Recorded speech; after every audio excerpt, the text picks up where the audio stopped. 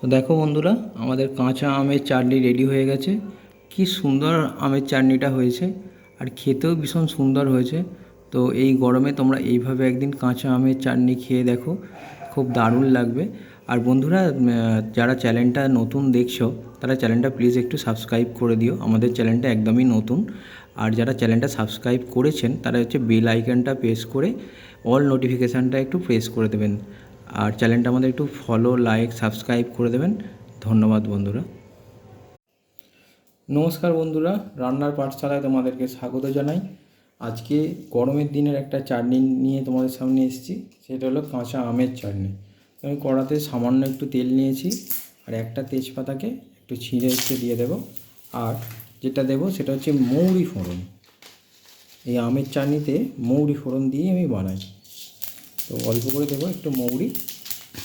তো এই সময় গ্যাসের ফ্লেমটা কম রাখবো, জাস্ট একটু ফ্রাই করে নিলাম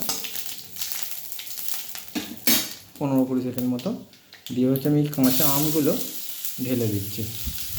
আমি আজকে হচ্ছে কাঁচা মিঠা আম নিয়েছি। কাঁচা মিঠা আম নিয়ে চাটনি করলে কী হয়, অনেকটা কম মিষ্টি দিতে লাগে। আর আম যদি খুব টক হয় সেক্ষেত্রে মিষ্টিটা অনেকটা বেশি লাগে। তো সেই জন্য আমি কাঁচা মিঠা আম নিয়েছি। তো আমটাকে হচ্ছে এইভাবে একটু ফ্রাই করে নেবো।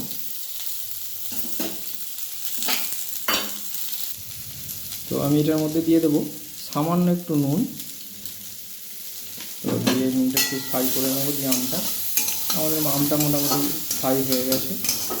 এই চাটনিটা খুব জলদি হয়েও যায়, আর খুব অল্পই ইনগ্রিডিয়েন্টস লাগে। আর এই গরমের দিনে যে কোনো রান্নার শেষে একটু কাঁচা আমের চাটনি খুবই ভালো লাগে। আবার যেদিনকে তো একটু মাংস রান্না হয়, তো মাংস ভাত খাবার পরে লাস্টের পাতে হচ্ছে একটু আম চাটনি, জাস্ট অসাম লাগে। আমি এটার মধ্যে দিয়ে দেবো একটু জল। আমি খুব বেশি জল দেবো না, কারণ চাটনিটা হচ্ছে আমি একটু গাঢ় গাঢ় জেলি জেলি টাইপের খেতে পছন্দ করি। আর তুমি যদি মনে করো যে একটু পাতলা করে চাটনিটা খাবে, তো সেটাও খেতে পারো, তাতেও কোনো অসুবিধা নেই। তো আমি এই জলটাকে হচ্ছে জাস্ট একটু ফুট ধরা পর্যন্ত অপেক্ষা করব।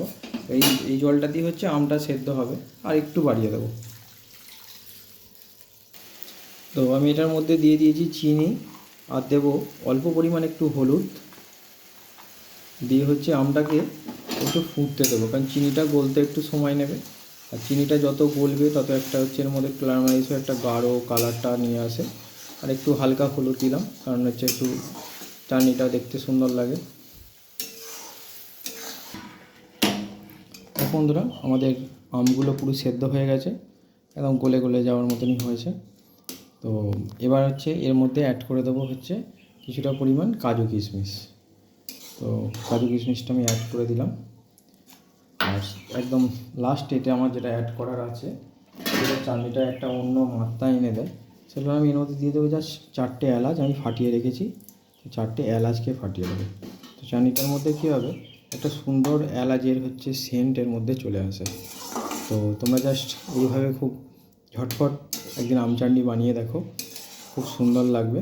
তো থ্যাংক ইউ ফ্রেন্ড, দেখা হবে আবার পরবর্তী ভিডিওতে।